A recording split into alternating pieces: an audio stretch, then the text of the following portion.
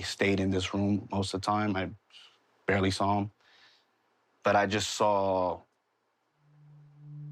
how the obsession wasn't healthy. When I moved in with Jahseh, I was working at an animal hospital. I was getting paid $10 an hour. That was my first good paying job. Like a week later, he was like, we're not gonna drive you back and forth from Fort Lauderdale to North Miami every day. So you're gonna have to quit. You're fine anyway, like, I got you. And then I quit. I understood, like, off the bat, when he cared about something, it was impossible for you to, like, dishear him from that. There was also a lot of miscommunication and jealousy, I'd say. Sorry.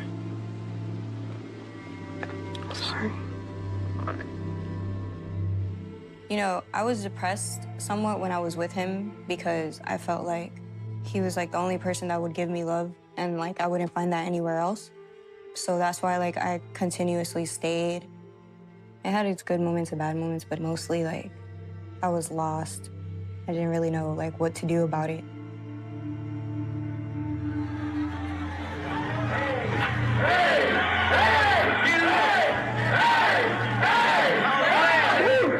I'm already tired of this. Hey, so we got this new call. We got this new call called RP Roach. Hey, man. Where's Steve at? Hey, Steve. He was kind of buzzing at that point. He was making, like, underground hits, you know what I mean? And then people start peeping like, oh, he might be the next one up, you feel me? Gang, I'm tired. But I'm not gonna lie, I think his mind state was very bad at that point. The thing about Jahs, if you weren't that close to him, he didn't really want you to see, like, his true personality sometimes. So he always, you feel me, throwing a little mask or something to try to hide how he's feeling in the moment. So that's how he was treating me at that time. He was trying to be very calm, you feel me? Yo, what's good? How you doing? But he was in a bad mental state, though, I could tell. Yeah.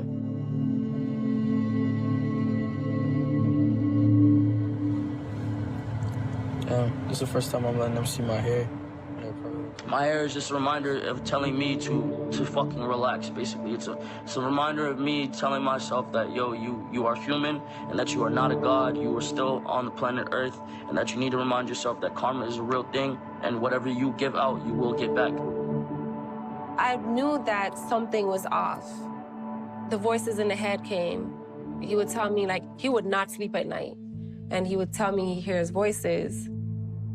Literally, he would be like, oh, I took LSD and I've talked to a spirit that's a demon and told me information about myself, about how long I'm gonna live, that they're gonna come get him at some point.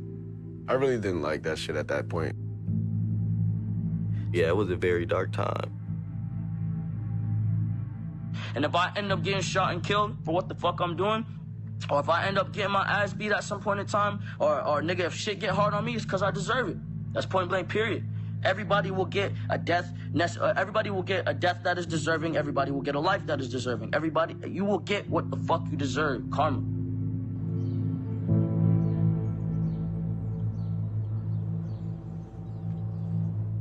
I was 23 in the summer of 2016 when I met Jahseh. I was at the time dating Cade Moulton, which was his producer.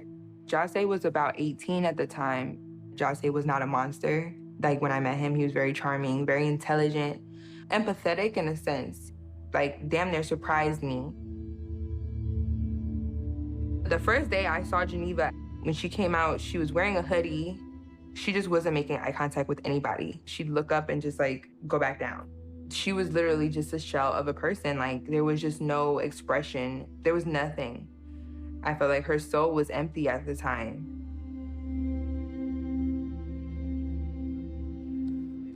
One day, Cade cracked a joke in the car. She kind of giggled and laughed. And Jahseh, like, cut his eyes to her and was like, when we get to the house, go in the room. And I was kind of like, the fuck?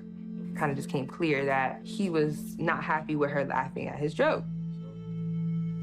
They went in the rooms and I could hear them fighting. Eventually, you just hear somebody was getting hit.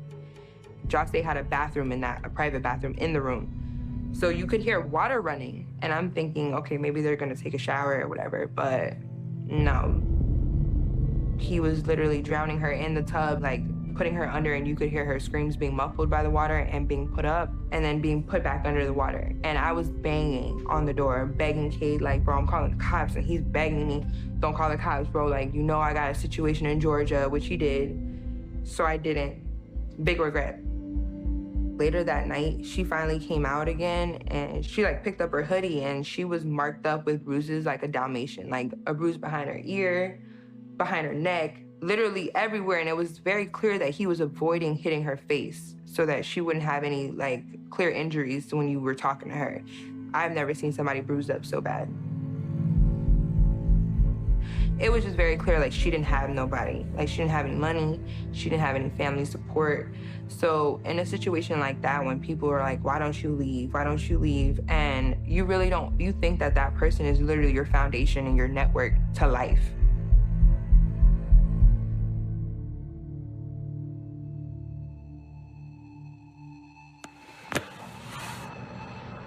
Nobody's understanding I put my source of happiness in another person, which was a mistake initially, right? But she fell through on every occasion until now, until I started fucking her up, man. Now she's scared, and really scared for her life, which I understand. You know what I know, people. All of them boys know. She know that. She's seen the shit. So she's scared. She thinks I'm gonna kill her.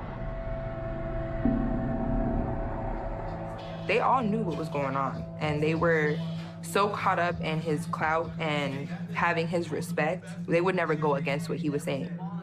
It was like the weight of that person, it was zero compared to their potential to make it with Jahseh. So there was just no incentive to step in.